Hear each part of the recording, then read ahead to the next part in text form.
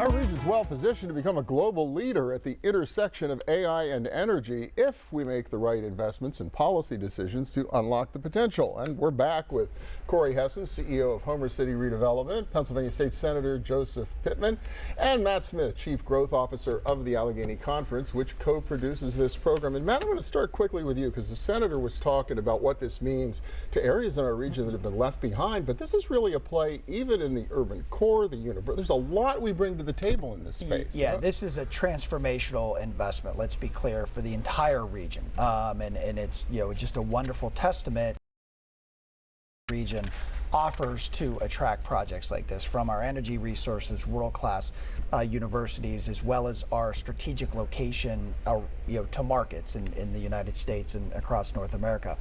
I think the Senator touched on a really key point. If we have policies, both at the state and federal level, that support investments like this, this is going to be the start of very catalytic investment across Pennsylvania. And I think the one thing I would say that is paramount on the policy side is speed. Projects like this need energy, but they also require speed, and we need to make sure that our permitting process, whether it's at the local, state, or federal level, meets the needs of investments like this. Yes, so Senator, is that what's in our way? We're not aggressive enough, we're not fast enough, or are we not smart enough? Do we have the policies in place we need to really unlock this? We have a lot of work to do, in my opinion, on the policy front. Now, we have made some real progress, and some of the tenets of our Senate Republican majority have always been about permitting reform. We had substantial success in passing permitting reform legislation just last year.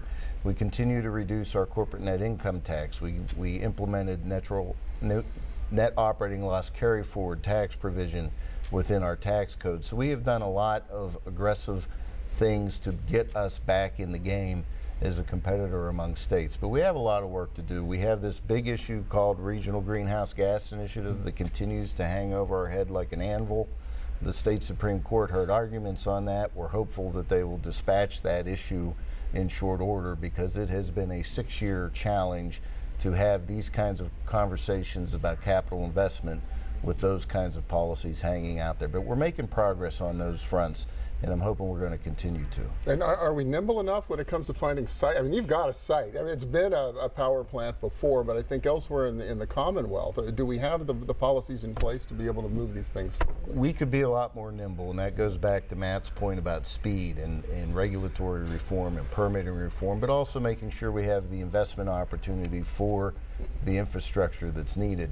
Again, we're very fortunate, as Corey pointed out, we have the existing bones for a project like this through the power grid, through the natural resources and water and gas to make this happen.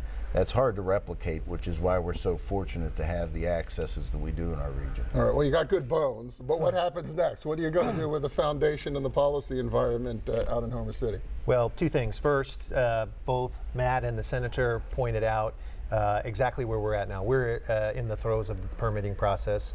We have to work through that in a systematic fashion so that we can begin construction sometime in Q3, and that's our immediate goal. And the second item, to build on what both gentlemen were speaking about speed, we are going to have a data center customer who moves faster than any other customer we have ever experienced in this industry.